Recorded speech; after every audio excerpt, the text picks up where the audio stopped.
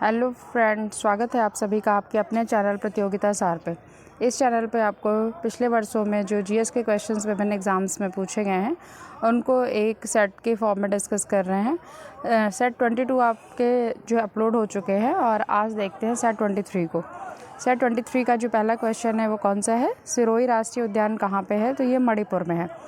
दूसरा क्वेश्चन है नरनाला पक्षी विहार कहाँ स्थित है? तो नरनाला जो है महाराष्ट्र में है। ये महाराष्ट्र के अकोला ज़िले में स्थित है।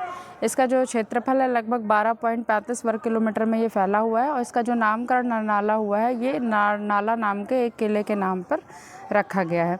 नेक्स्ट क्वेश्चन है चापचर कूट महोत्सव कहाँ मनाया जाता है? तो चापचर कूट महोत्सव जो आपका है ये मिज़ोरम में मनाया जाता है।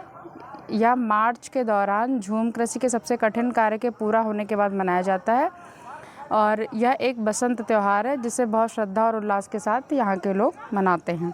नेक्स्ट क्वेश्चन है खतरे के संकेत के लिए लाल रंग का प्रयोग किया जाता है, ऐसा क्यों? तो इसलिए करते हैं क्योंकि लाल रंग के प्रकाश का प्रकीर्णन सबसे कम होता है। नेक्स्ट क्वेश्चन है धूप के चश्मे का पावर कितना होता है? तो 0 डायोप्टर होता है।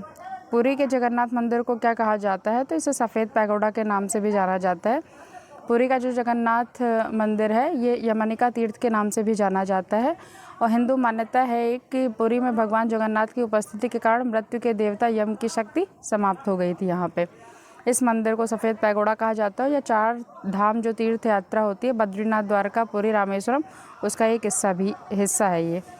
नेक्स्ट क्वेश्चन है दिल्ली के लाल किले में मोती मस्जिद का निर्माण किसने करवाया था? तो औरंगजेब ने जो है दिल्ली में लाल किले में मोती मस्जिद का निर्माण कब कराया था? 1659 से 60 के आसपास कराया था इन्होंने।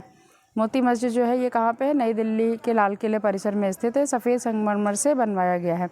और इसके साथ में कभी क्वेश्चन ये भी आता है कि आगरा में जो मोती मस्जिद है वो किसने? तो वो शाहजहाँ ने बनवाई थी। आप लोग को कन्फ्यूज़ नहीं होना है, दिल्ली वाला औरंगजेब ने और आगरा का शाहजहाँ ने। नेक्स्ट क्वेश्चन है कुव्वत-उल-इस्लाम मस्जिद और 2.5 दिन का झोपड़ा किसने बनवाया था? तो कुतुबुद्दीन ऐबक ने बनवाया था।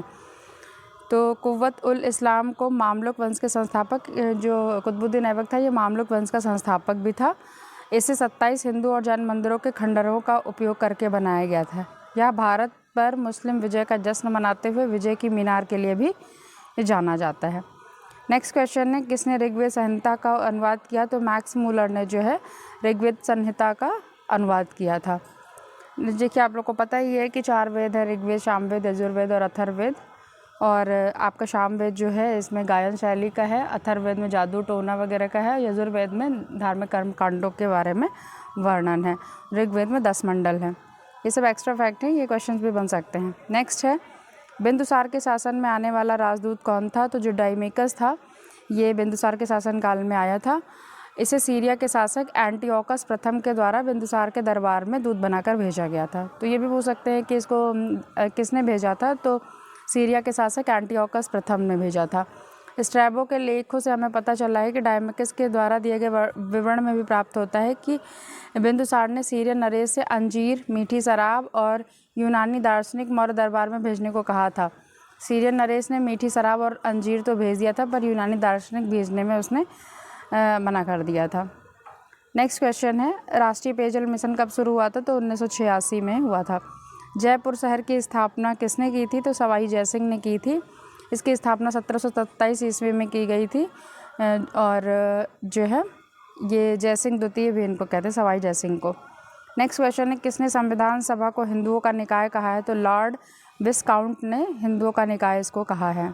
अगला क्वेश्चन देखते हैं संविधान सभा के राष्ट्रीय झंडा के लिए तदर्थ समिति के अध्यक्ष कौन थे? तो राजेंद्र प्रसाद जो है तदर्थ झंडा समिति के अध्यक्ष बनाए गए थे। जब लॉर्ड माउंटबेटन ने भारत की स्वतंत्रता की घोषणा की थी तब सभी दलों को भारतीय ध्वज की आवश्यकता महसूस हुई थी और इसलिए झंडा डिज़ाइन करने के लिए एक समिति का गठन किया गया था जिसके अध्यक्ष कौन थे?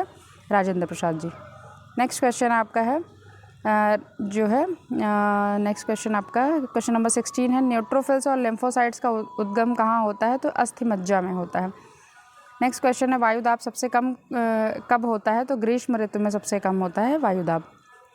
अगला क्वेश्चन उत्तर पश्चिमी भारत में शीतकालीन वर्षा का क्या कारण है? तो पश्चिमी विक्षोभों के कारण जो है शीतकाल में वर्षा होती है। पश्चिमी विक्षोभ यानी कि वेस्टर्न डिस्टर्बेंस भारतीय उपमहाद्वीप के उत्तरी इलाकों में सर्दियों के मौसम में आने वाला ऐसा तूफान है जो उत्तर भारत, पाकिस्तान, नेपाल से गुजरते हुए इनके दायरे में आने वाले वायुमंडल की ऊंची तहों में भूमध्य सागर, अंध महासागर और कुछ हद तक कैस्पियन सागर से नमी लाता है, जिससे क्या है मौसम में बदलाव आता है। नेक्स्ट है, जैन धर्म के 23वें तीर्थंकर पार्श्वनाथ का प्रतीक क्या था?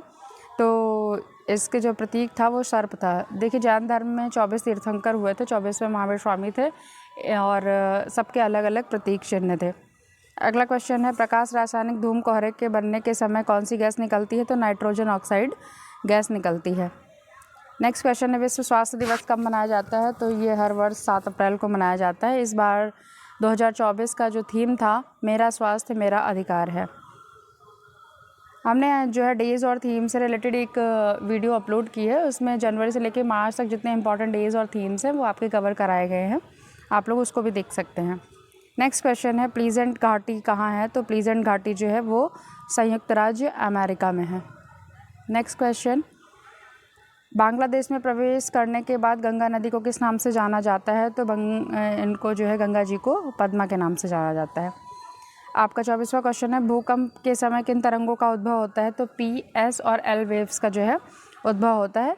और जो है आपका भूकंप को मापने के लिए रिक्टर पैमाने का प्रयोग किया जाता है। ये भी क्वेश्चन बन सकता है। अब देख लेते हैं ज़रा थोड़ा सा कि पी, एस, एल ये वेव्स कौन सी होती हैं और क्या दर्शाती हैं।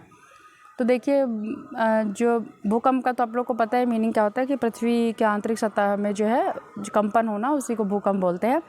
और भूकंपीय तरंग जो है पी, एस तथा एल प्रकार के होते हैं, जिसमें पी तरंग सबसे ठोस, तरल एवं गैसों तीनों माध्यम में गमन करती है। वही एस जो है केवल ठोस पदार्थों के माध्यम से ही गमन कर सकती है। एस तरंगों की इसी विशेषता ने वैज्ञानिकों को भूगर्भीय संरचना समझने में मदद की। एल तरंगे पी और एस तरंगों एवं धरातलीय चट्टानों के मध्य क्रिया के कारण उत्पन्न होती है। एल तरंगों का धरातलीय तरंग कहा जाता है, क्योंकि ये तरंगे जो है धरातल के साथ साथ चलती हैं। ये आपका एक्स्ट्रा फैक्ट हो गया। कोंकण रेलवे जोड़ता है, तो ये रोहा से मंगलौर को जोड़ता है और ये लगभग 736 किलोमीटर की लंबी लाइन है जो महाराष्ट्र, गोवा और कर्नाटक राज्यों को जोड़ती है। आज का सेशन यहीं पे समाप्त करते हैं। इसी तरीके की वीडियोस को देखने के लिए हमारे चैनल को सब्सक्राइब कीजिए और प्रीवियस में वीडियोस अपलोड हुई हैं उनको भी आप देख सकते हैं, प्लेलिस्ट बनी हुई है। और जो भी आपके सुझाव हैं वो कमेंट में नोट डाउन करिए। और अगर चैनल पसंद आता है हमारे वीडियोस तो आप चैनल को सब्सक्राइब कर सकते हैं। Thank you.